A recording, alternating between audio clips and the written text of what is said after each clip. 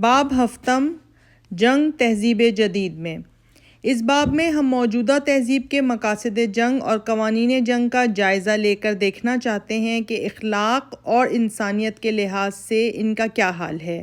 ہماری پچھلی بحثوں کو دیکھ کر ایک شخص کہہ سکتا ہے کہ بے شک اسلام نے اپنے عہد کی تہذیب میں بڑی قابل قدر اصلاح کی تھی اور جنگ کے ایسے مقاصد و مناہج کی طرف اس نے انسان کی رہنمائی کی جس سے اس کے ہم اثر تمدن اور ادیان ناشناس تھے، مگر آج صدیوں کی ترقیات کے اثر سے جنگ کے متعلق انسانی افکار میں جو بلوغ پیدا ہو گیا ہے اور اس کی بدولت جو مہذب قوانین جنگ وجود میں آئے ہیں، اس سے ان عہد کے قوانین و افکار کا کیا مقابلہ ہو سکتا ہے جبکہ انسان کے قوائے فکر نسبتاً عالم تفلی میں تھے۔ اس لیے ایک دوسرے تقابل کی ضرورت ہے جس میں اسلام اور تہذیب جدید کو آمنے سامنے رکھ کر دیکھا جائے کہ جنگ کے متعلق کس کے مقاصد و مناہج زیادہ صحیح، زیادہ مفید اور زیادہ مضبوط ہیں۔ قبل اس کے کہ اس تقابل کا سلسلہ شروع کیا جائے، یہ طے کر لینا ضروری ہے کہ ہمیں جنگ کے متعلق مغربی تہذیب کا اصل قانون معلوم کرنے کے لیے کس چیز کی طرف رجوع کرنا چاہیے۔ ایک مسئلے میں کسی انسانی جماعت کے عقائد اور طریقہ کار کا حال عموماً 3 چیزوں سے معلوم ہوتا ہے: مذہب، ادبیات اور سوسائٹی کا طرز عمل۔ جہاں تک مذہب کا تعلق ہے، اس کو تو تہذیب جدید نے افراد کا شخصی معاملہ بنا دیا ہے اور موجودہ زمانے کی تمدنی زندگی کے معاملات پر اس کا کوئی قابو نہیں ہے۔ جہاں تک ادبیات کا تعلق ہے، بلا شبہ ان کا ایک بہت بڑا ذخیرہ مغرب میں موجود ہے۔ مغربی فقہاء اور علماء اخلاق نے جنگ اور متعلقات جنگ پر بہت کچھ لکھا ہے اور ہر پہلو سے ان پر بحث کی ہے، لیکن اس قسم کے اہل قلم حضرات کے افادات کو اجتماعی افکار کے نشو و نما میں خواہ کتنا ہی گہرا اثر حاصل ہو اور سوسائٹی کے قوانین کی تشکیل میں ان کے خیالات نے کیسا ہی زبردست حصہ لیا ہو، مگر وہ خود اپنے اندر کوئی ایسی قوت نہیں رکھتے جس کی بنا پر ان کو انسانی جماعت کے لیے حجت قرار دیا جا سکے۔ دنیا کے کسی بڑے سے بڑے مصنف کو بھی یہ فخر حاصل نہیں ہے کہ اس کا کوئی قول اس کی قوم کے لیے قانون کی حیثیت رکھتا ہو۔ یہ ضرور ممکن ہے کہ اس کے اقوال سے متاثر ہو کر اس کی قوم نے اپنے لیے بہت سے قوانین بنا لیے ہوں، مگر وہ قوانین اس قوم پر اس دلیل سے حجت نہیں ہوں گے کہ وہ فلاں مصنف کے اقوال ہیں، بلکہ اس بنا پر حجت ہوں گے کہ انہیں قوم نے اپنے لیے قانون کے طور پر تسلیم کر لیا ہے۔ پس جنگ کے مسئلے میں ہمارے لیے وہ وسیع لٹریچر بھی بیکار ہے جو مغربی زبانوں میں علماء مغرب کی قابل قدر کوششوں نے مہیا کیا ہے۔ اب صرف تیسری چیز رہ جاتی ہے جس سے ہم مغربی تہذیب کے مقاصد و مناہج جنگ معلوم کر سکتے ہیں، اور وہ مغربی اقوام کا تعامل ہے۔ یہ تعامل 2 قسم کا ہے: ایک مدون یا لکھا ہوا (ریٹن) جسے اصطلاح میں بین المللی قانون یا انٹرنیشنل لاء کہتے ہیں، دوسرا غیر مدون یا بے لکھا (ان ریٹن) جو عبارت ہے سلطنتوں کے باہمی معاملات اور عملی سیاسیات سے۔ ان دونوں قوانین میں زیادہ معتبر اور مستند کون ہے، اختلاف کی صورت میں کس پر اعتماد کیا جائے گا اور مغربی قوموں پر حجت بننے کی اصلی صلاحیت کس میں ہے، یہ ایسے مسائل ہیں جن پر خود علماء مغرب میں سخت اختلاف ہے اور آج تک ان کا کوئی فیصلہ نہیں ہو سکا، مگر ہمیں اس اصولی بحث میں پڑنے کی ضرورت نہیں ہے۔ قدرتی طور پر مسئلہ جنگ کے مختلف پہلو دونوں کے درمیان کچھ اس طرح تقسیم ہو گئے ہیں کہ جنگ کا اخلاقی پہلو کلیتاً غیر مدون قانون کے حصے میں آ گیا ہے اور عملی پہلو پر مدون قانون حاوی ہو گیا ہے۔ اس لیے ہم ترجیح کے سوال کو چھوڑ کر دونوں پہلوؤں پر دونوں سے الگ الگ بحث کریں گے۔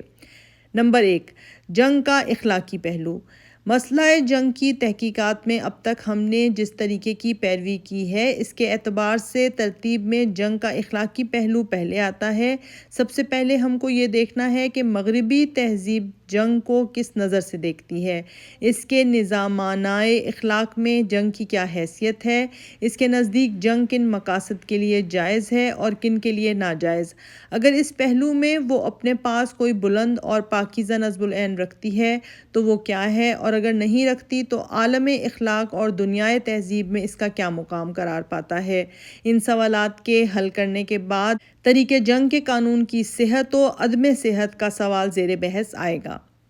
مذکورہ والا سوالات کے بارے میں مغرب کا مدون قانون بالکل خاموش ہے۔ ابتدائی زمانے میں تو اخلاق کا سوال بین المللی قانون میں ایک متعلق یا ریلیونٹ سوال سمجھا جاتا تھا، چنانچہ اس قانون کے مدون اول گروٹیئس نے اپنی کتاب ڈی جیورے بیلک پیسز میں متعدد مقامات پر جنگ کے جائز و ناجائز مقاصد میں امتیاز پیدا کرنے کی کوشش کی ہے، لیکن عہد جدید کے بین الاقوامی قانون نے اس سوال کو قطعاً خارج از بحث کر دیا ہے۔ پروفیسر لارنس اپنی کتاب اصول قانون بین الاقوام میں لکھتا ہے، جدید بین الاقوامی قانون اس اخلاقی مسائل سے بالکل ناآشنا ہے۔ وہ ان کے متعلق کچھ نہیں کہتا بلکہ انہیں صاف نظر انداز کر دیا جاتا ہے۔ ان کے نزدیک جنگ خواہ حق بجانب ہو یا غیر حق بجانب، منصفانہ ہو یا غیر منصفانہ، بہرحال وہ فریقین کے تعلقات کو متعدد اور مختلف صورتوں سے بدل دیتی ہے، اور اس لحاظ سے قانون کا کام صرف یہ ہے کہ وہ اس تغیر کی حدود اور قانونی صورتوں کو واضح کر دے۔ وہ ہم کو صرف یہ بتائے گا کہ کس طرح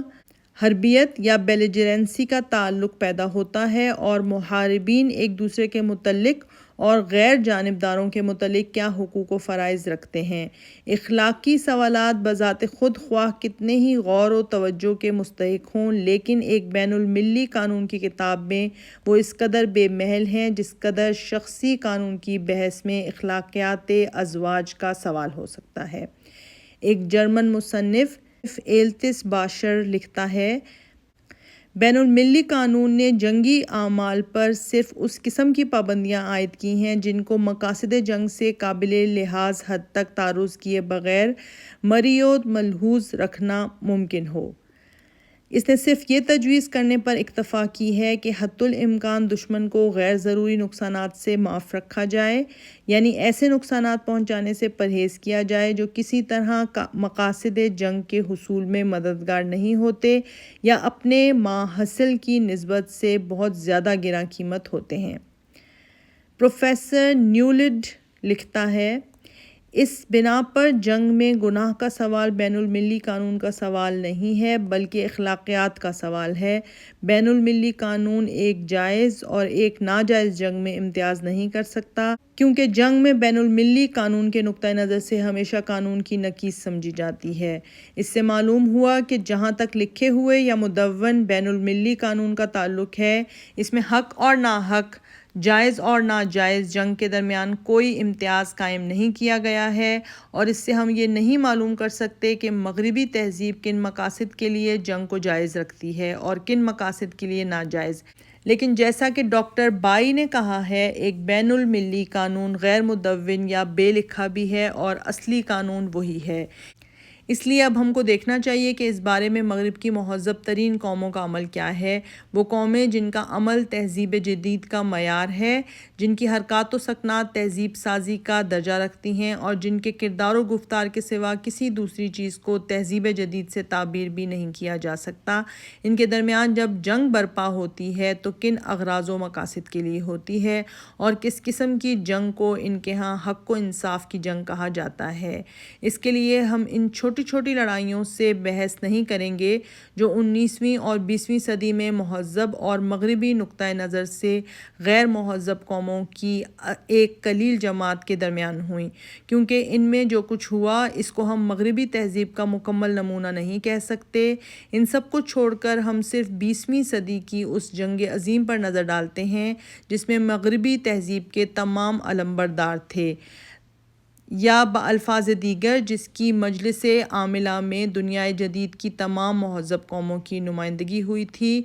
اس جنگ کی روداد ہم کو بتا سکتی ہے کہ مغربی تہذیب کی نگاہ میں جائز و ناجائز جنگ کے امتیاز کا اخلاقی معیار کیا ہے۔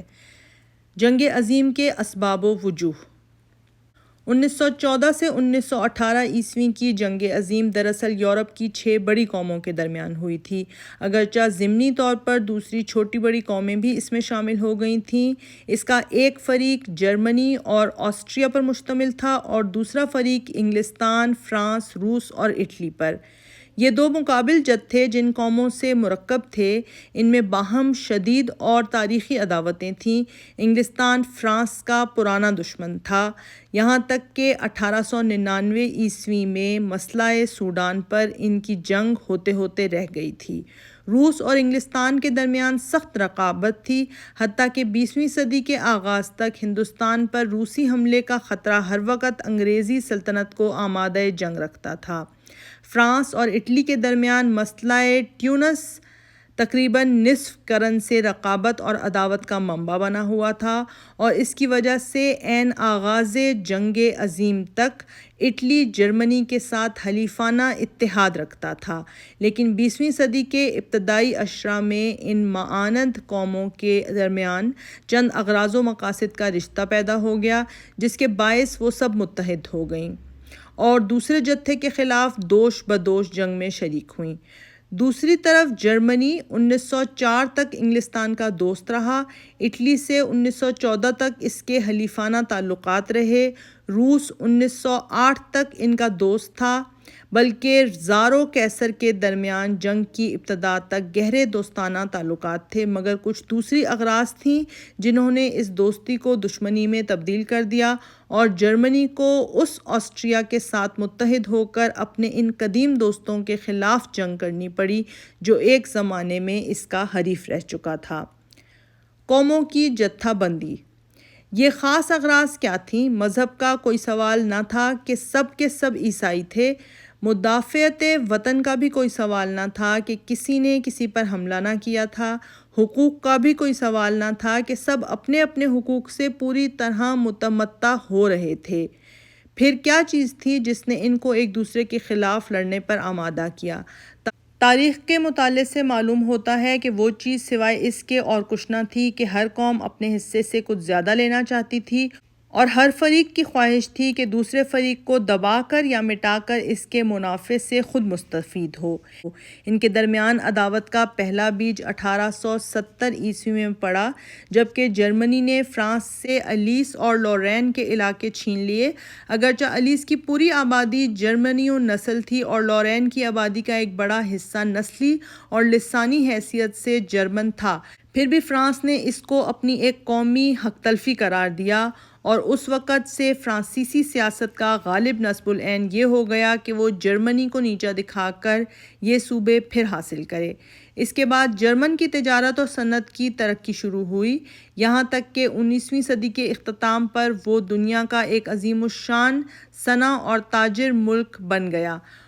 سن 1900 عیسوی میں اس نے محسوس کیا کہ بحری تجارت کے تمام وسائل پر انگلستان مسلط ہے، اور اس تسلط کو ایک زبردست جنگی بیڑے کے بغیر دور نہیں کیا جا سکتا۔ چنانچہ اس نے اپنی بحری قوت کو تیزی کے ساتھ ترقی دینی شروع کر دی۔ اس اٹھتے ہوئے خطرے کو انگلستان نے فوراً محسوس کیا۔ پہلے اس نے کوشش کی کہ جرمنی کو دوست بنا لے۔ 1899 عیسوی سے 1902 عیسوی تک mister Chamberlain, lord Lansdowne اور دوسرے برطانوی مدبرین پہم اس پر ڈورے ڈالتے رہے، لیکن جرمنی برطانیہ کے بحری اور تجارتی تفوق کو قبول کرنے کے لیے تیار نہ تھا اور خود دنیا کی تجارت میں بالاتر قوت بننا چاہتا تھا۔ اس لیے دونوں حریف حلیف نہ بن سکے اور دنیا کی سیاست میں دفعتاً ایک انقلاب رونما ہو گیا۔ اس انقلاب کا پہلا ظہور 1904 میں ہوا، جبکہ صدیوں کے دشمن انگلستان اور فرانس گلے مل گئے۔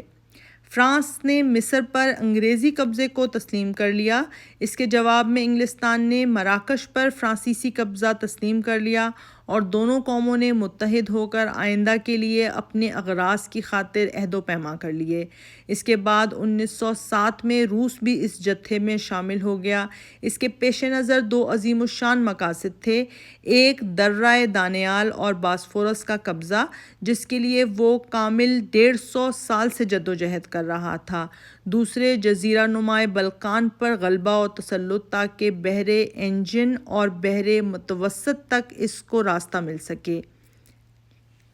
ان دونوں اغراض میں جرمنی اور آسٹریا اس کے حریف تھے۔ جرمنی کے پیش نظر برلن سے بغداد تک ایک ریلوے لائن قائم کر کے اپنی مشرقی تجارت کو فروغ دینا تھا، جس کے لیے وہ چاہتا تھا کہ ٹرکی اور بلقان روسی اثر سے آزاد رہیں۔ دوسری طرف آسٹریا کو توسیع مملکت اور توسیع تجارت کی ہوس پوری کرنے کے لیے صرف یہی ایک صورت نظر آتی تھی کہ جزیرہ نمائے بلقان پر قبضہ کر کے اینجین اور ایڈریاٹک کے بندرگاہوں سے فائدہ اٹھائے۔ چنانچہ اس غرض کے لیے اس نے 1908 میں بوسنیا اور ہرزیگوینیا کو باقاعدہ ملحق کر لیا۔ 1907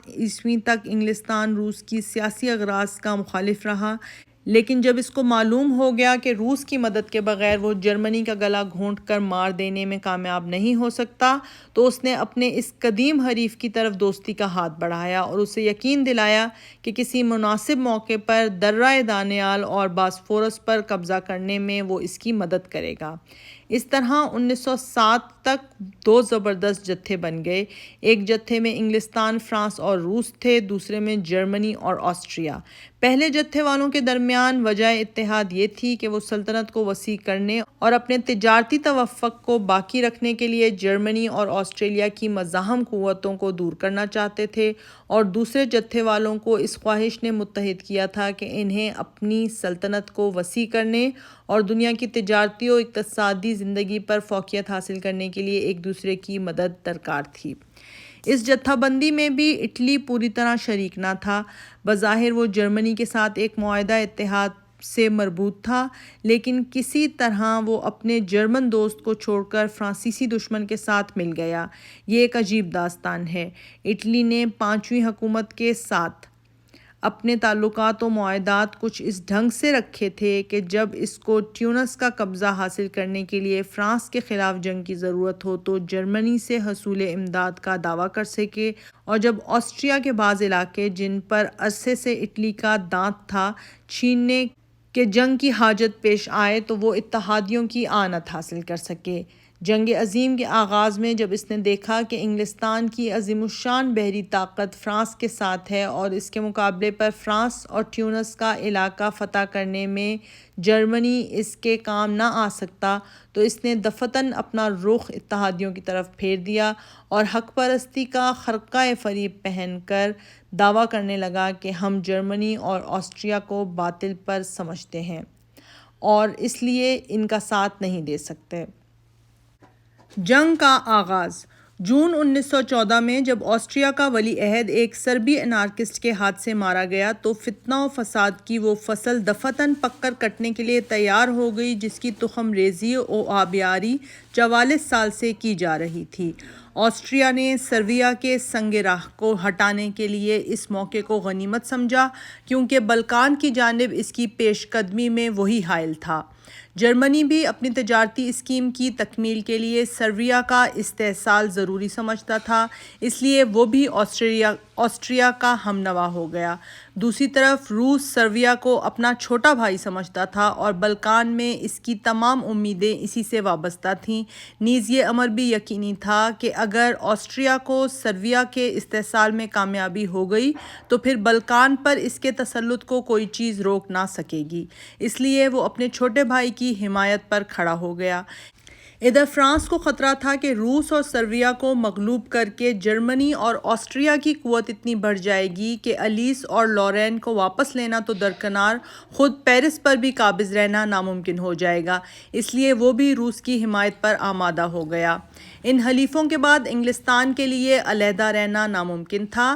اس حق پرست نے اپنے ذمہ بہت سی اخلاقی ذمہ داریاں لے رکھی تھیں جن کی انجام دہی کے لیے ضروری تھا کہ جرمنی کے بڑھتے ہوئے خطرے کو ملکہ بحر کے بحری اور تجارتی تفوق کے راستے سے ہمیشہ کے لیے ہٹا دیا جاتا۔ اس لیے وہ بھی ہتھیار لے کر اٹھ کھڑا ہوا اور دنیا میں مہذب قوموں کی وہ عظیم الشان جنگ برپا ہوئی جس کے سامنے پچھلی غیر مہذب قوموں کی لڑائیاں ہیچ ہو گئیں۔ شرکائے جنگ کے اغراض و مقاصد۔ اس جنگ میں شریک ہونے والی ہر قوم کا دعویٰ یہ تھا کہ وہ اپنے مقدس حقوق کی حفاظت کے لیے جنگ پر مجبور ہوئی ہے، اور صرف اپنے حقوق کی حفاظت ہی نہیں بلکہ دنیا کی دوسری ضعیف و کمزور قوموں کو آزادی دلانا اور جبر و قہر کی طاقتوں کو مغلوب کر کے دنیا میں حق و انصاف اور امن و امان کا بول بالا کرنا بھی ان کا عین مقصود ہے۔ لیکن دوران جنگ میں اور اختتام جنگ کے بعد ان حق پرستوں نے جس طرح قوموں اور ملکوں کا لین دین کیا اور سلطنتوں کی بانٹ اور علاقوں کی تقسیم کا کاروبار جس وسیع پیمانے پر پھیلایا، اس کی کیفیت دیکھ کر معلوم ہو جاتا ہے کہ مغربی تہذیب میں حق کس چیز کا نام ہے۔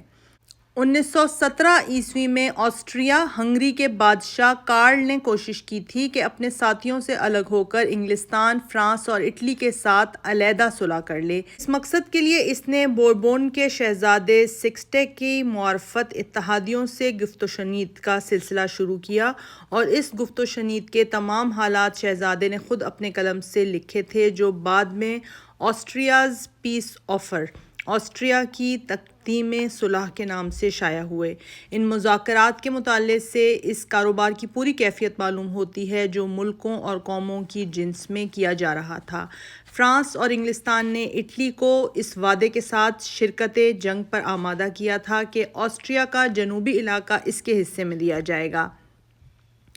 اس تقسیم کی بنا پر اٹلی نے آسٹریا کے ساتھ علیحدہ صلح کی مخالفت کی۔ فرانس خصوصیت کے ساتھ یہ چاہتا تھا کہ آسٹریا کو جرمنی سے توڑے، اس لیے اس نے قبول صلح کے لیے اٹلی پر زور دیا، لیکن اٹلی نے اس کی اتنی سختی کے ساتھ مخالفت کی کہ اتحادیوں کو یہاں تک اندیشہ ہو گیا کہ کہیں وہ حق کا ساتھ چھوڑ کر باطل یعنی جرمنی کے ساتھ نام جا ملے۔ ایم پال کومبو، جو اس وقت لندن میں فرانس کا سفیر تھا، پرنس سکسٹے سے ایک ملاقات کے دوران میں کہتا ہے کہ اٹلی کی حرص اسے ہر قسم کی بدمعاشیوں پر آمادہ کر سکتی ہے۔ ایک دوسری ملاقات میں وہ بیان کرتا ہے کہ اٹلی نے بار بار اس امر کا اعلان کیا ہے کہ وہ جنگ میں محض ان علاقوں کو حاصل کرنے کے لیے شریک ہوا ہے جن کو وہ آسٹریا سے حاصل کرنے کی خواہش رکھتا تھا۔ پال کومبو کا بھائی ایم ژول کومبو، جو پہلے برلن میں فرانس کا سفیر تھا، اس گفت و شنید کی مخالفت اس بنا پر کرتا ہے کہ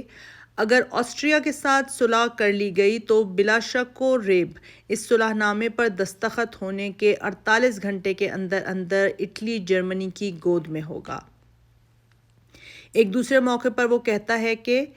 اٹلی ہمارے لیے کچھ نہیں کرے گا، وہ صرف ایک ہی خیال رکھتا ہے، اور وہ یہ کہ جنگ کے بعد جب دوسرے ساتھی بالکل تھک کر چور ہو چکے ہوں تو وہ اقتصادی جدوجہد میں ان پر سبقت لے جانے کی کوشش کرے۔ یہ ان حق پرستوں کے اندرونی مقاصد تھے، اور یہ رائے تھی ان لوگوں کی خود ایک دوسرے کے متعلق جو باہم مل کر حق کی خاطر جنگ کر رہے تھے۔ آخر جب یہ بات تحقیق ہو گئی کہ اٹلی کسی طرح توسیع مملکت کے ارادوں کو چھوڑ کر آسٹریا سے صلح کرنے پر آمادہ نہیں ہے، تو اس کے حق پرست حلیفوں نے آسٹریا سے کہا کہ تم اٹلی کے لیے ان علاقوں کو چھوڑ دو جن کی وہ طمع رکھتا ہے، اور اس کے عوض ہم تم کو شلیشیا اور بویریا کے علاقے جرمنی سے چھین کر دلوا دیں گے۔ جیسا کہ معلوم ہے یہ دونوں صوبے خالص جرمن نسل کے لوگوں سے آباد ہیں اور جرمنوں کے وطن قومی کے غیر منفک اجزاء ہیں، لیکن حق پرست اتحادی ان کو بالکل اس طرح آسٹریا کے حوالے کرنے پر آمادہ ہو گئے گویا وہ انہی کی ملک ہے۔ اور لطف یہ ہے کہ حق پرست آسٹریا نے بھی انہیں قبول کرنے سے انکار اس بنا پر نہیں کیا کہ وہ اس کے دوست جرمنی کے علاقے تھے، بلکہ صرف اس بنا پر کہ وہ فی الحال فرانس کی ملک نہیں تھے، اور یہ امر مشتبہ تھا کہ فرانس انہیں چھین کر اس کے حوالے کرنے کی قدرت بھی رکھتا ہے یا نہیں۔ اس کے بعد کچھ اور علاقوں کی تلاش شروع ہوئی تاکہ انہیں آسٹریا کے حوالے کر کے اس کے نقصان کی تلافی کی جائے۔ پہلے طرابلس پر نگاہ ڈالی گئی، پھر اٹلی نے اسے چھوڑنے سے انکار کر دیا کیونکہ وہ قدیم رومن سلطنت کا خواب دیکھ رہا تھا اور اس کے لیے کرتاجنا کا پورا ترکہ اسے درکار تھا۔ پھر مسوا یعنی ایریٹریا اور صومالی لینڈ پر نظر گئی۔ اٹلی ان دونوں علاقوں سے کوئی خاص دلچسپی نہ رکھتا تھا اور آسٹریا بھی انہیں قبول کرنے پر راضی تھا، لیکن بعض وجوہ کی بنا پر یہ معاملہ بھی نہ نپٹ سکا اور اٹلی کی طمع کی بنا پر اتحادیوں کے ساتھ آسٹریا کی گفتگوئے صلح منقطع ہو گئی۔ خفیہ معاہدات۔ اس کاروبار کی داستان کا ایک دوسرا باب وہ خفیہ معاہدات ہیں جو زمانہ جنگ میں اتحادی سلطنتوں کے درمیان ہوئے تھے۔ بین الاقوامی ڈاکہ زنی کی یہ اسکیم شاید پردہ راز میں ہی رہ جاتی اگر دوران جنگ میں روس انقلاب کا شکار نہ ہو جاتا۔ 1917 میں جب زار کی حکومت کا تختہ الٹا اور بالشویکوں کی حکومت قائم ہو گئی تو انہوں نے سرمایہ داروں کو بے نقاب کرنے کے لیے وہ تمام خفیہ معاہدات شائع کر دیے جو انہیں زار کی حکومت کے نہا خانوں سے دستیاب ہوئے تھے۔ اس طرح ان مہذب قوموں کی گھناؤنی ڈپلومیسی یک لخت ساری دنیا کے سامنے برہنہ ہو گئی۔ ان معاہدات میں کوئی دفعہ ایسی نہیں تھی جن میں مخالف سلطنتوں کے کسی نہ کسی علاقے یا ان کی اقتصادی ثروت کے کسی نہ کسی وسیلے کو ان حق پرستوں نے آپس میں بانٹنے کا فیصلہ نہ کیا ہو۔ پہلے طے شدہ امر یہ تھا کہ الیس اور لورین کو فرانس سے ملحق کر دیا جائے گا، حالانکہ یہ دونوں صوبے زیادہ تر جرمنی اور نسل لوگوں سے آباد ہیں اور جغرافی حیثیت سے بھی ان کا تعلق فرانس کے مقابلے میں جرمنی سے زیادہ ہے، لیکن صرف اس دلیل کی بنا پر ان کو فرانس سے ملحق کرنے کی تجویز کی گئی کہ 1870 سے پہلے فرانس کے قبضے میں تھے۔ دوسری بات یہ طے ہوئی کہ دریائے رہائن کے مغرب میں جرمنی کا جتنا علاقہ ہے سب فرانس کے حوالے کر دیا جائے گا۔ اس تجویز کو فرانس اور روس نے خود اپنے حلیف انگلستان تک سے پوشیدہ رکھا اور اس کا اظہار اس وقت کیا گیا جب جنگ ختم ہونے کے بعد مجلس صلح میں غنائم جنگ کی تقسیم شروع ہوئی۔ تیسرا فیصلہ یہ تھا کہ مراکش کو جو اب تک فرانسیسی سیادت میں تھا فرانسیسی مقبوضہ تسلیم کر لیا جائے۔ جرمنی کے تمام افریقی مقبوضات بھی فرانس کے حصے میں آئیں گے اور ترکی کے ترکہ میں سے بھی اس کو کافی حصہ دیا جائے گا۔ یہ تو تھا حق پرست فرانس کا حصہ۔ اس کے ساتھ اٹلی کو بھی مطمئن کرنا ضرور تھا کیونکہ وہ بیچارہ محض حق کی خاطر باطل کا ساتھ چھوڑ کر جنگ میں شریک ہوا تھا، اس لیے ترتنیسو، تریستا اور جنوبی تیرول کے علاقے مخصوص کیے گئے۔ بحر ایڈریاٹک کے پورے سواحل اور جزائر بھی اس حصے میں آئے اور ترکی کے مقبوضات میں سے بھی اس کو بہت کچھ دینے کا وعدہ کیا گیا۔ روس میں حق کا سب سے بڑا علمبردار زار حکمران تھا۔ کیسے ممکن تھا کہ اس کاروبار میں اس کا حصہ اس کی حق پرستی کے شایانہ شان نہ ہوتا؟ اس کے ساتھ پہلا سمجھوتا پولینڈ کے متعلق ہوا جس کا خلاصہ یہ تھا کہ پول قوم کی روح حریت کو فنا کرنے کے لیے روس کو ہر مناسب اور ممکن کارروائی کرنے کا اختیار حاصل ہے۔ یہ وہی پولینڈ ہے جس کو آغاز جنگ میں آزادی کی امید دلائی گئی تھی اور اختتام جنگ کے بعد محض بولشویکوں کی ضد پر جس کی پشتبانی کا فرض دوبارہ فرانس نے اور پھر انگلستان نے اپنے ذمہ لے لیا۔ دوسرا عہد نامہ قسطنطنیہ اور آبناؤں کے متعلق تھا۔ جنگ شروع ہونے سے 6 مہینے پہلے ہی فروری 1914 میں روس کی کراؤن کونسل یہ فیصلہ کر چکی تھی کہ اب درہ دانیال اور باسفورس کے الحاق میں زیادہ تاخیر مناسب نہیں ہے، چنانچہ اس غرض کے لیے جنگی تیاریاں بھی شروع کر دی گئیں۔ پھر جب جنگ عظیم چھڑ گئی تو روس کو سب سے پہلے اپنے اسی اخلاقی فرض کی بجا آوری کا خیال پیدا ہوا اور 1915 کے خفیہ عہد نامے میں اس نے اپنے اتحادیوں سے یہ تسلیم کرا لیا کہ جنگ کے غنائم میں سے اس کو درہ دانیال، باسفورس، قسطنطنیہ اور ایشیائے کوچک کا مشرقی حصہ ضرور دیا جائے گا۔ 1922 کا ایک روسی مورخ بیرن کارف لکھتا ہے، اس خفیہ عہد نامے کی روس سے دولت عثمانیہ اور آسٹریا ہنگری کے پورے غنائم جنگ قرار دیے گئے جنہیں اتحادیوں کے درمیان تقسیم کرنے کا فیصلہ کر لیا گیا۔ اس تقسیم میں قسطنطنیہ اور درہ دانیال و باسفورس قطعی طور پر روس کو تفویض کیے گئے تھے۔ اب رہ گیا انگلستان جو تمام حق پرستوں کی رہنمائی کر رہا تھا، سو اس نے اپنے لیے جرمنی کے افریقی اور ایشیائی مستعمرات کو کافی نہیں سمجھا اور ایک دوسرا میدان پیدا کیا جو اس کی ہمت عالی کے شایان شان تھا۔ ترکی سے اعلان جنگ کے 5 مہینے بعد مارچ 1915 میں اس نے فرانس کے ساتھ ایک ابتدائی خفیہ معاہدہ کیا جس میں بلاد عرب کو 2 منطقوں پر تقسیم کیا گیا تھا، ایک منطقہ شام، دوسرا دوسرا منطقہ عراق، پہلا منطقہ فرانسیسی نفوذ و اثر کے ماتحت تسلیم کیا گیا اور دوسرے منطقہ پر برطانوی سلطنت کے حقوق قائم ہو گئے۔ اس تقسیم کی کامیابی بغیر اس کے ممکن نہ تھی کہ خود اہل عرب اس میں برطانیہ و فرانس کا ہاتھ بٹاتے، اور اہل عرب کے لیے یہ بہت مشکل تھا کہ اپنے وطن کی اس تقسیم کے راز سے آگاہ ہونے کے بعد اس کی فتح میں خود دشمنوں کے معین و مددگار بننا قبول کر لیتے۔ اس لیے ان کے ساتھ یہ چال چلی گئی کہ تقسیم کے ابتدائی معاہدوں کو بالکل خفیہ رکھا گیا اور عربی لیڈروں سے مل کر انہیں یقین دلایا گیا کہ اگر انہوں نے اتحادیوں کے ساتھ مل کر بلاد عرب میں ترکی حکومت کا تختہ الٹ دیا تو اس کے عوض ایک آزاد عربی سلطنت قائم کی جائے گی جو جنوبی عراق اور لبنان کی ساحلی پٹی کے سوا تمام ممالک عربیہ پر حاوی ہوگی۔ اس آزادی کے خوشنما خواب نے عربوں میں دفعتاً ایک نئی روح پھونک دی، اور اکتوبر 1915 میں یعنی برطانیہ اور فرانس کے خفیہ معاہدے سے 9 مہینے بعد انہوں نے سر ہنری میکس موہن کی معرفت اتحادیوں سے ایک معاہدہ کر لیا جس کی روح سے ان کی پوری قوت دول حلفاء کے ساتھ ہو گئی۔ اس امداد کے عوض اس کو اس امر کا ایک کاغذی میثاق مل گیا کہ اختتام جنگ کے بعد عربی ممالک کو ایک مستقل سلطنت بنا دیا جائے گا۔ اس معاہدے کے بعد ہی جون 1916 میں شریف حسین نے ترکی کے خلاف بغاوت کا اعلان کر دیا۔ رفتہ رفتہ عراق، شام اور فلسطین میں بھی بغاوت کی آگ بھڑک اٹھی۔ چند ہی مہینے کے اندر یہ امر یقینی ہو گیا کہ ممالک عربیہ میں ترکی حکومت نہیں ٹھہر سکے گی اور برطانیہ اور فرانس کے مشترک مقاصد ضرور حاصل ہو جائیں گے۔ اس لیے نومبر 1916 میں دونوں سلطنتوں کے درمیان گفت و شنید ہوئی اور ایک دوسرا خفیہ عہد نامہ طے ہوا جو معاہدہ سائکس پیکو کے نام سے مشہور ہے۔ اس معاہدے میں طے ہوا کہ عراق کلیتاً برطانیہ کے قبضے میں رہے گا، شام بتمامہا فرانسیسی سلطنت کے دائرے میں رکھا جائے گا، فلسطین ایک بین المللی علاقہ ہوگا اور حیفا اپنے بندرگاہ سمیت برطانیہ کے اثر میں رہے گا۔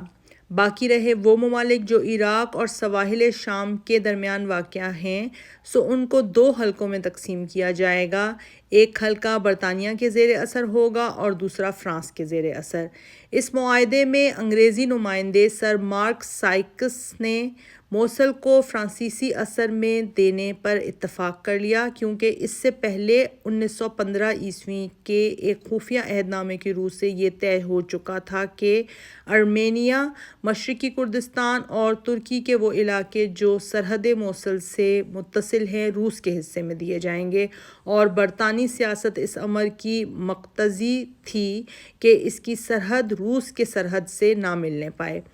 لہٰذا اس نے روس کی ہمسائیگی کے سیاسی خطرات سے بچنے کے لیے برطانوی اور روسی علاقے کے درمیان ایک فرانسیسی علاقے کو حائل کر دینا مناسب سمجھا۔ لیکن موصل کے چشمہائے روغن نفت پر ابتدا سے برطانیہ کا دانت تھا، اس لیے جب روسی خطرہ جاتا رہا تو اس نے فرانس کی دوستی کی پرواہ کیے بغیر آخر انہیں حاصل کر کے چھوڑا۔